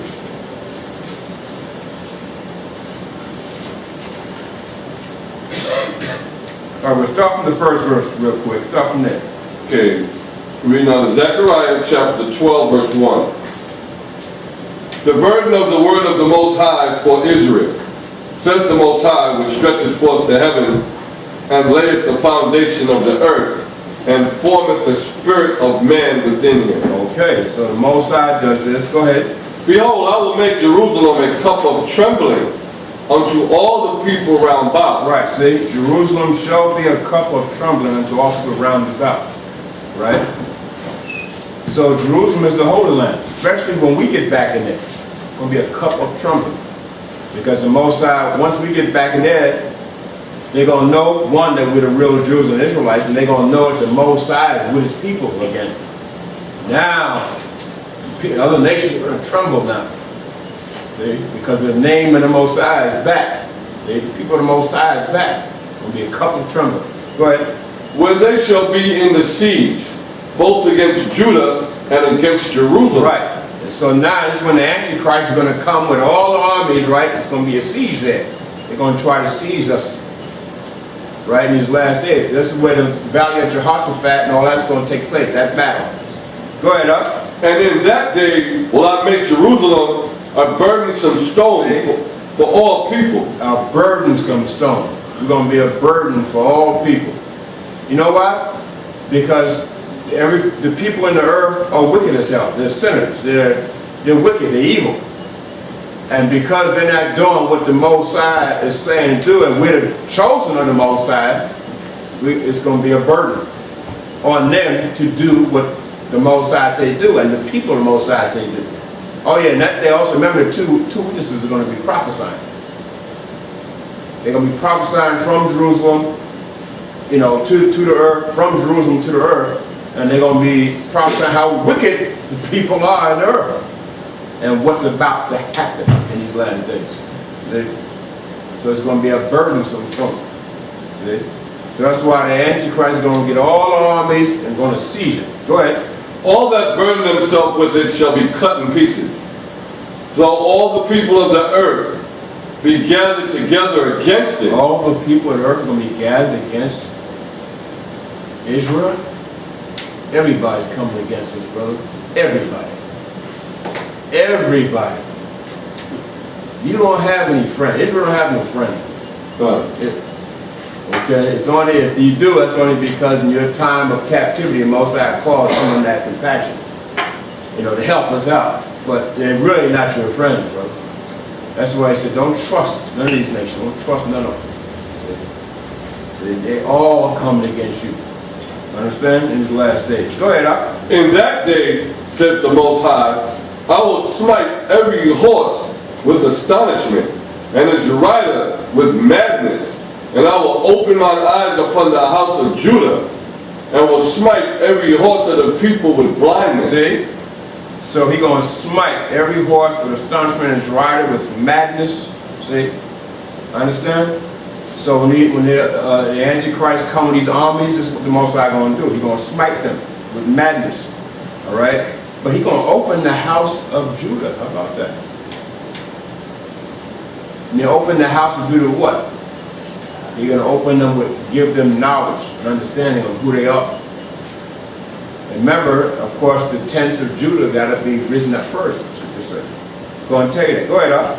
And the governors of Judah shall say in their hearts, the inhabitants of Jerusalem shall be my strength, and the Most High power the spirits. Right, their power. You know, where are these governors coming from? The Most High going to set up certain governors of Israel, just like he has Zerubbabel and Joshua, right? When you read in Zechariah, all right? To set things back, and then remember you had Nehemiah and Ezra in them. They were a type of governors to set things back in order so that our people coming back from the Babylonian captivity can do what? Set themselves in order. Get back into the understanding that they're Israelites, they got to follow commandments. Well, the same thing's going to happen in these last days. The governor's going to be set up back over there. And then our people, once the governor's set back over there and the Levite priests come back, then you're going to start seeing the flow of our people start coming back into the land. A certain remnant will come back in there. This is before Yahweh Shai come now. certain members gonna come back over there, but the governor's gotta be set back over there to set things up. Go ahead, Doc. In that day will I make the governors of Judah like a hearth of fire among the wood. Like what? A hearth of fire among the wood. Now, here's where that the saints shall come marching in. See? A hearth of fire amongst the wood. Fire. Okay? Go ahead, Doc. And like a torch of fire in a sheet. They're going to be like a torch of fire. Understand? Go ahead, Doc. And they shall devour all the people round about. They're going to do what? Or devour all the people round about. The saints shall come marching in, two-edged sword in their hand. They're going to devour people round about. See? Because in order to go into the land, and the people that are there now, you saw they're just going to let you come in there. Right. You got to devour some people. You got to destroy them. See? To set things back up in an orderly fashion. Go ahead, up. On the right hand and on the left. Yeah, see? Round about. How? The saints shall come marching in with a two-edged sword. See, go ahead, up. And Jerusalem shall be inhabited again. It's going to be what? And Jerusalem shall be inhabited again. Again! It's talking about these days. Again, brother. And there's going to be these governors that are going to go over there, and then we're going to have an army, and they're going to devour everything round about. See? So you got to be prepared, brother, to fight. You got to be prepared.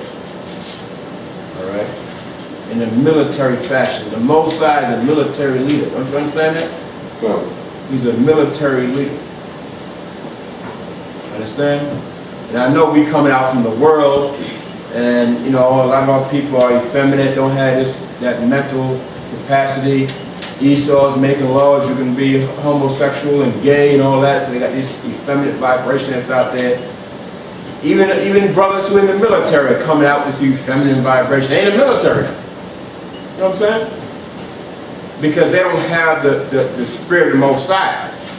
See? They have Esau's vibration. You know, they're in the military, they have Esau's vibration, which is effeminate. See? Understand? So, this is what's going to happen. Go ahead, I'll finish that. Again in her own place, even in Jerusalem. Right. The Most High also shall save the tents of Judah first, and the glory of the house of David, and the glory of the inhabitants of Jerusalem do not magnify themselves against Judah. Right. So that's what's going to happen. So these governors are going to be like a torch of fire. But of course, Judah got to be risen up first, and then as you read on down, go ahead, read on down. In that day shall the Most High defend the inhabitants of Jerusalem, and he that is feeble among them at that day shall be as David. Yeah, see, he's going to defend the house of the inhabitants of Jerusalem. So that means somebody got to be in Jerusalem of all people for the Most High to defend it, right? Good. But it says in that day, the least shall be like, the feeble among them shall be like David. See? And David was a mighty man of war. So even the weakest ones of us are going to be mighty men of war. But the strongest ones of us are going to be probably like angels, brother. So we got to be thinking on that level.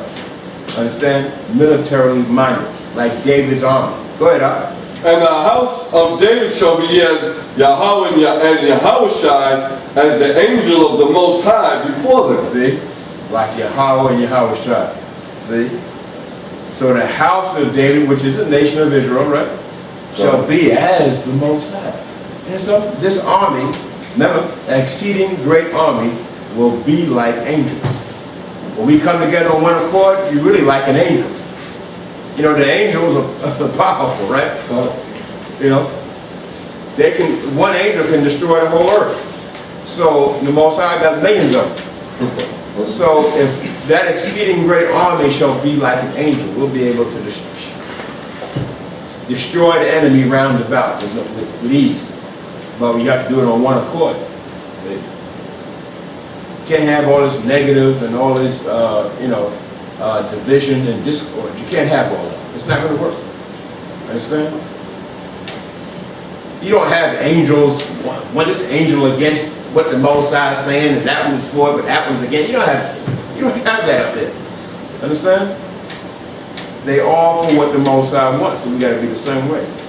Understand? And go ahead, Up. And it shall come to pass in that day that I will seek to destroy all the nations that come against Jerusalem. See what's going to happen? And He's going to use Israel to do it, brother. Yeah, Yahushua is coming with the angels, but still we're going to be part of that war, that battle. See? Remember about the 144,000? They were men that the Most High going to redeem from the earth, take them up there, get instruction, and come back with Yahushua. That's honorable. See? To fight in this battle here, that's an honorable thing. Wouldn't you want to do that? Right.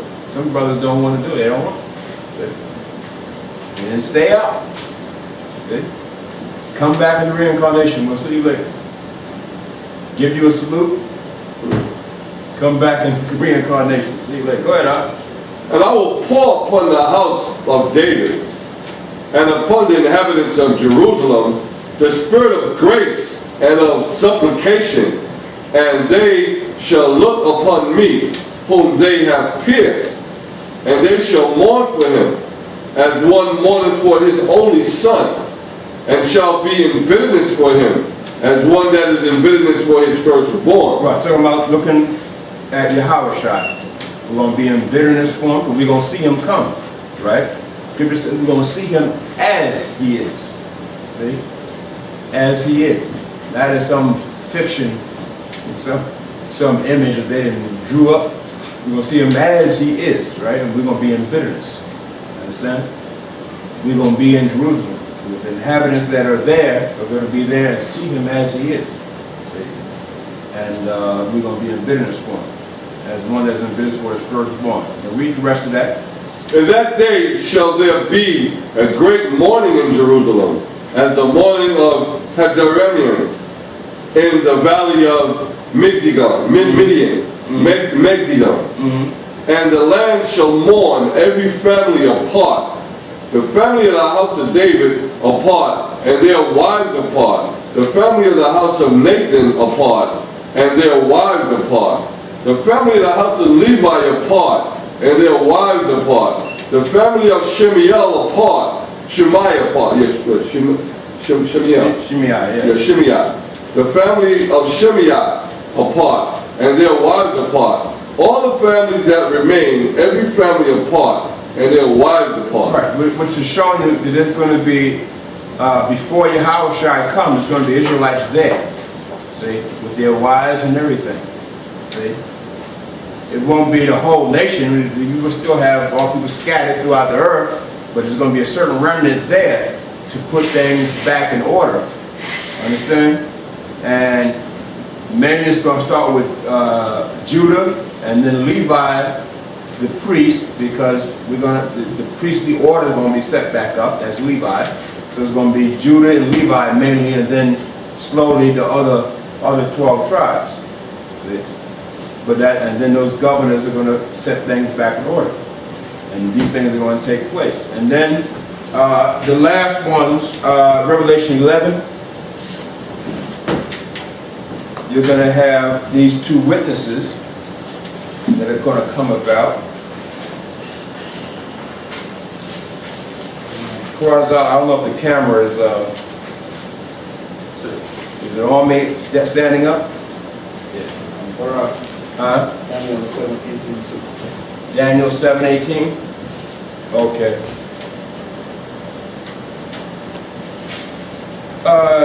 Start from the first verse. Revelation 11:1. Yeah. Right. Reading out of Revelations, chapter 11, verse 1. And there was given me a reed like unto a rod, and the angel stood saying, Rise and measure the temple of Yahweh. Right. Rise and measure the temple of the Most High. How about this? There's going to be a temple already either built there, or when we get there, we're going to build it. There's going to be a temple there. some shape, form, or fashion, there's going to be a temple there. All right? And I'm thinking that when the Most High bring us the governors back and the priests back, it's going to be built, but, you know, we will see. But he said, rise and measure the temple. Go ahead. And the altar and them that worship therein. See, and the altar and them that worship therein. Understand? So a reed like unto a rod is a measuring instrument where you measure things, right? So he's telling John in his vision, measure this temple, see, and them that worship therein. Go ahead. But the court which is without. Now, who worships within the temple? I want to ask. When we had the temple on the Solomon, and back then Solomon's temple. Israel. Right, Israel. Right. So he's saying measure the temple, them that worship therein, which would be Israelites. Right. Understand?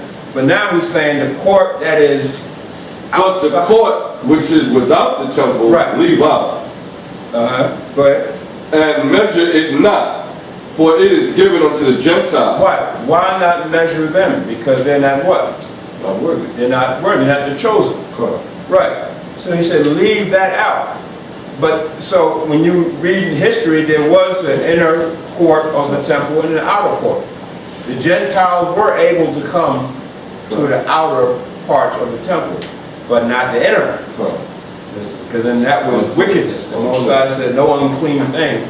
Right. So the Gentiles were able to come, and so in this temple that's going to be built, that's going to happen again. But he said that outer court, leave it out. It's given to the Gentiles. Don't measure them. Only measure the ones that worship therein. That's going to be Israelites, right? Go ahead. And the holy city shall they tread underfoot 42 months. 42 months. Did that happen? That happened, didn't happen yet. So that's got to happen, right? This is Revelation. It's got to happen. 42 months is equal to 3.5. 3.5 years.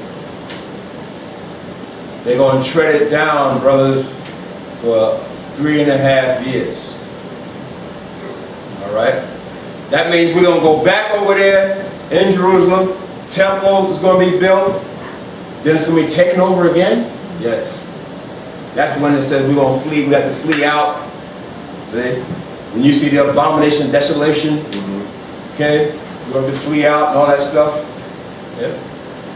But it's going to be temporary. It's not going to be, you know what I'm saying? It's going to be temporary. But still, they're going to tread it down for 42 months, 3.5 years. That's the great tribulation period. Because what's going to happen is the Antichrist is going to do a statue of himself real high up. Get people to bow down to it, just like Nebuchadnezzar did the same thing. See? Get people to bow down to it. See? So it's going to be treading down again. Okay, go ahead. And I will give power unto my 2 witnesses. Oh, here they go. 2 witnesses going. And they shall prophesy 1,260 days, clothed in sackcloth. Right. See? That's equal to what? 3.5 years. True. The 2 witnesses are going to prophesy for 3.5 years. Okay? Clothed in sackcloth. Understand? So they're going to prophesy the things concerning to come about what Yahushua is going to bring and how wicked the earth, the people on the earth are. Understand? So these 2 witnesses are coming. And they are like the 2 olive trees that you read about in Zechariah, Zerubbabel and Joshua. They're symbolically like that. Understand? All right? But in these last days, when you see these 2 witnesses, you know we're in the end. So they're going to come about. And they're going to have power too. Real spiritual power. So tell you, go ahead.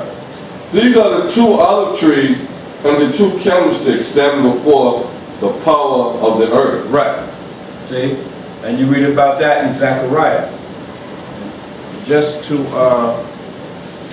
show you, that's Zechariah 4. Okay. Here's Zechariah 4, just to show you.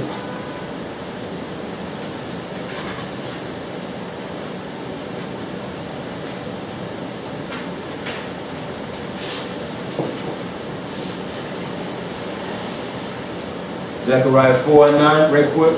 We're almost finished. All right.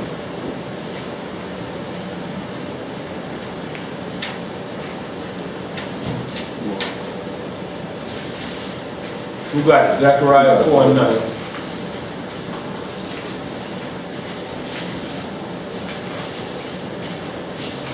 Zechariah chapter 4, verse 9.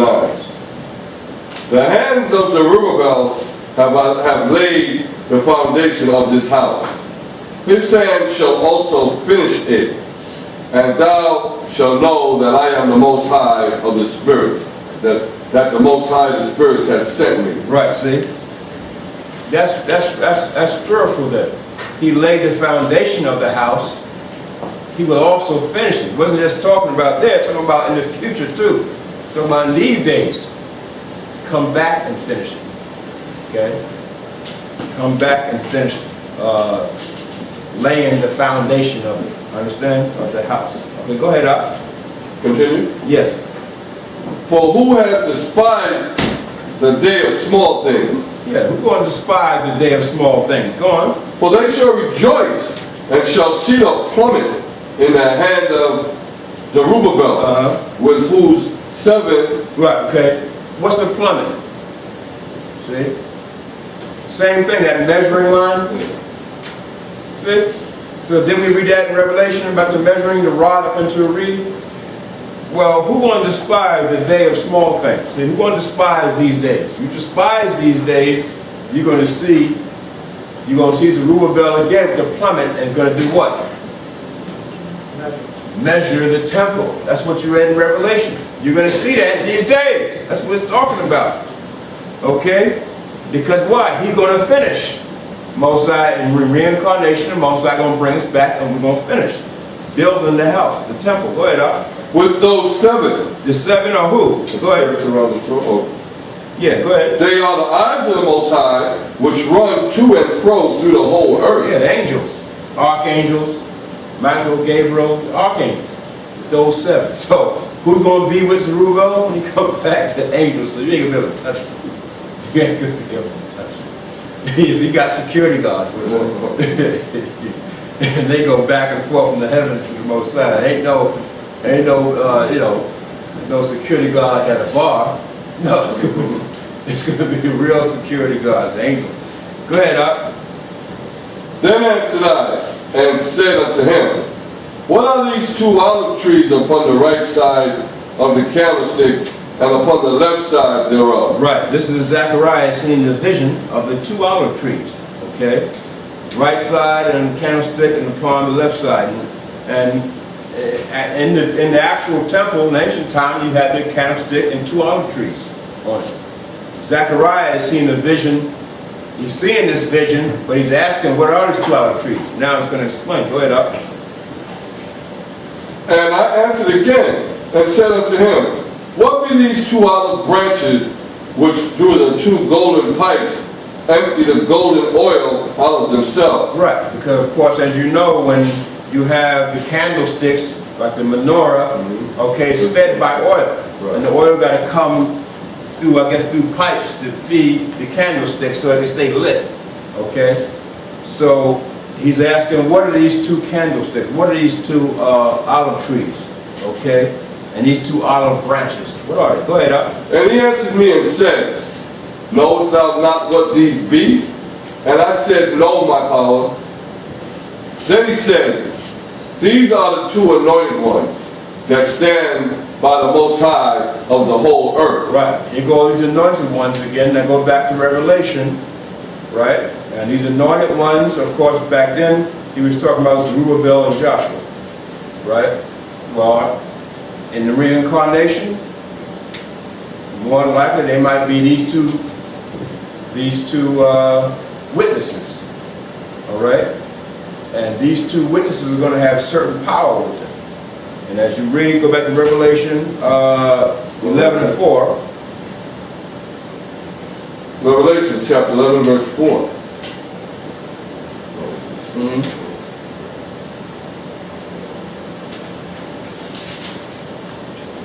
These are the 2 olive trees and the 2 candlesticks stand before the power of the earth. Right, and it sounds similar, right? So that gives you the breakdown on those two olive trees in Zechariah.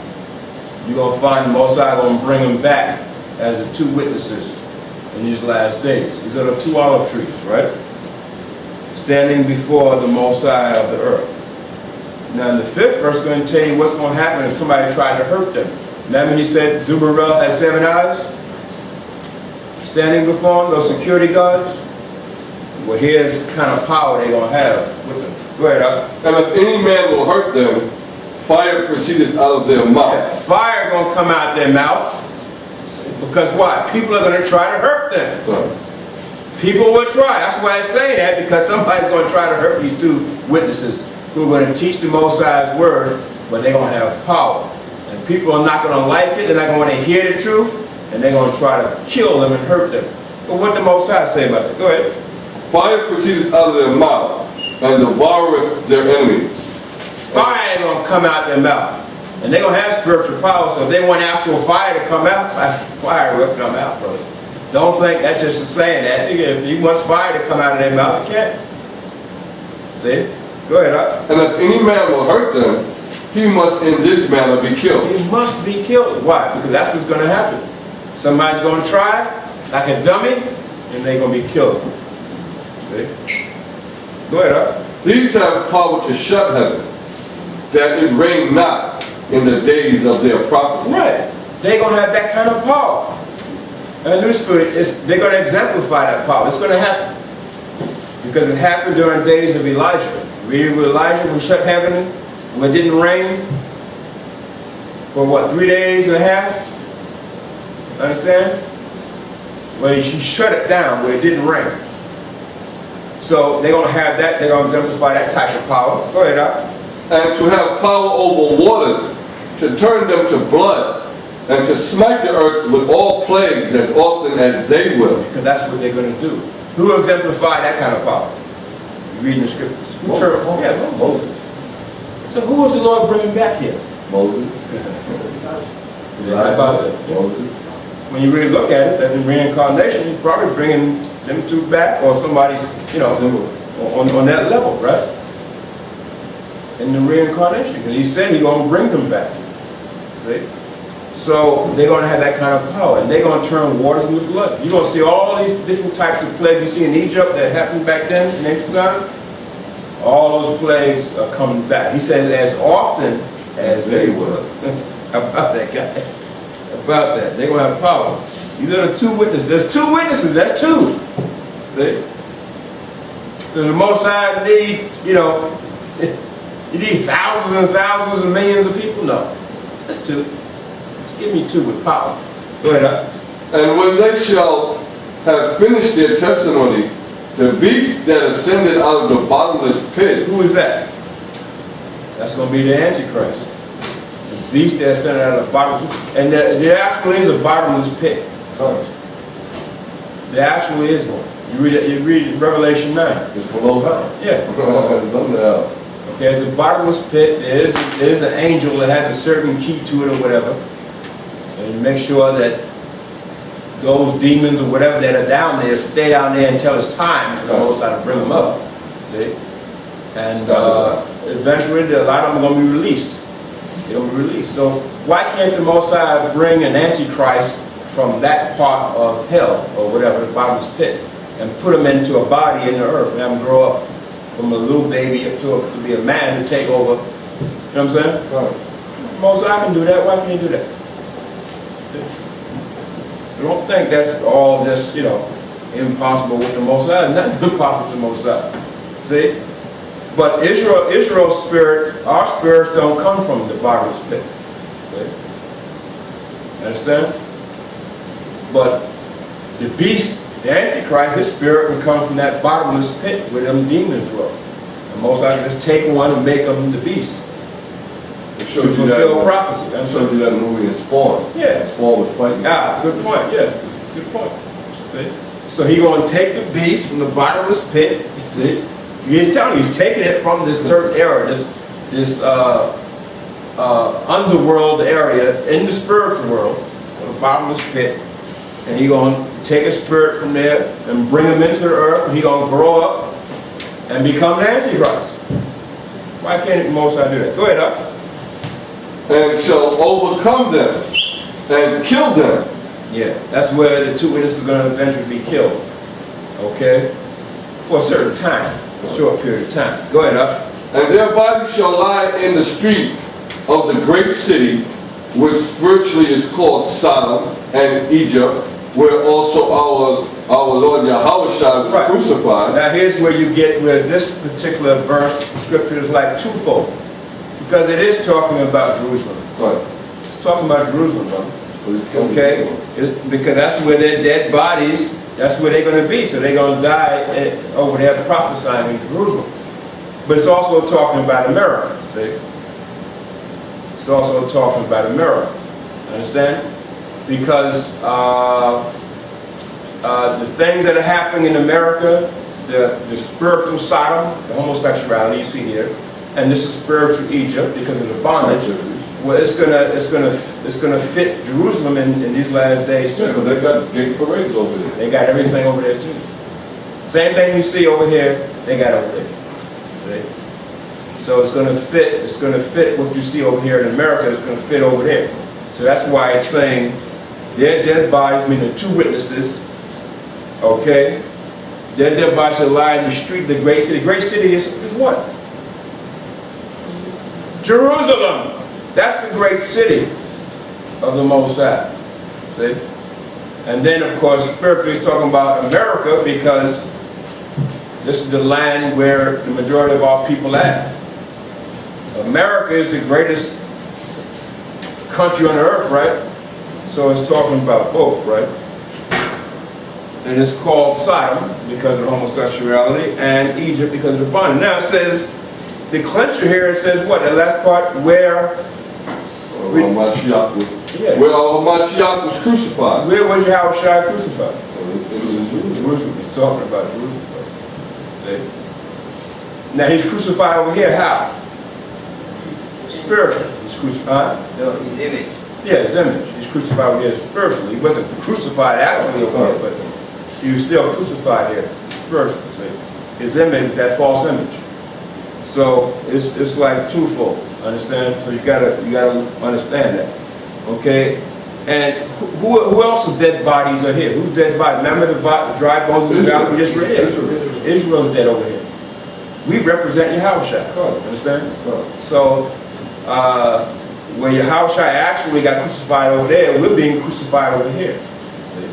And we're the dry bones in the valley, which we went over in Ezekiel 37. We're dead here. So our bodies are dead in this great city. Okay? And read the 9th verse.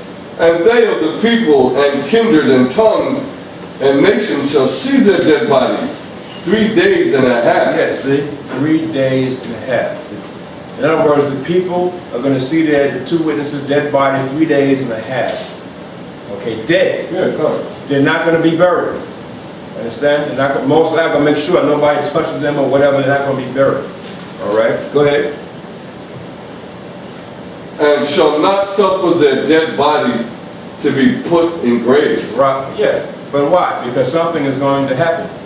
This is going to be symbolic to us over here and throughout the earth. Yeah. Yeah, the Antichrist is going to be trying to make an example of it, not knowing he's doing the most out of Right. Exactly. Exactly. The most out of bring them back. He's going to order them, leave them alone. Right. Don't bury them. Understand? Right. Out of malice. Right, a malice. See? Okay, go ahead.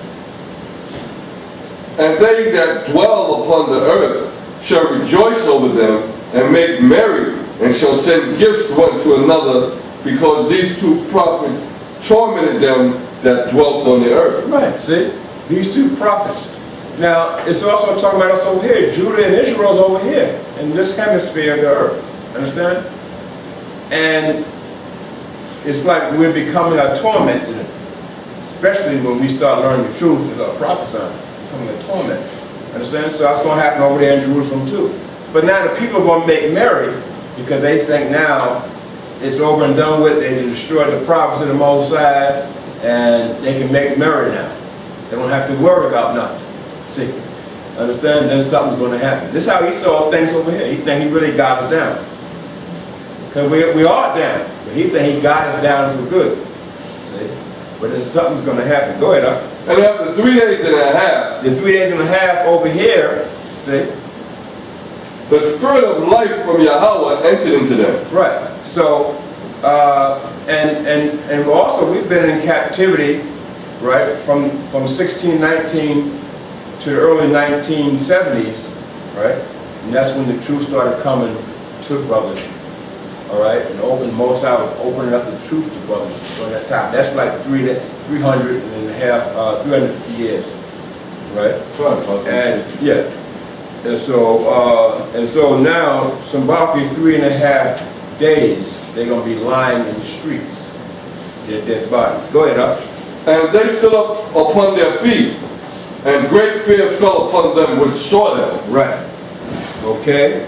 They stood upon their feet, so all of a sudden they were dead, now they're alive. Understand? So the same thing over here with Israel. We're dead now. The Mosai said he's going to cause the bones to come together, bones to his bones. Then we're going to be alive. See? And then what's going to happen? Fear is going to come upon people. Fear. They're going to be afraid. Go ahead, Up. And they heard a great noise from heaven, saying unto them, Come up hither. And they ascended up to heaven in a cloud, and their enemies beheld them. Right. So what's going to happen? They're going to be like beam me up, Scotty, right? They're just going to ascend up into the heaven. That's how Yahweh Shai ascended up, right? So these two witnesses are going to ascend. After 3 days and a half being dead, the Mosai is going to lift them up into the heavens. That's the way Israel is going to be gathered up. See? And you're reading Thessalonians, right? About the dead in Yahweh Shai shall rise first. Shall rise first. See? So it's symbolically talking about that too. Understand?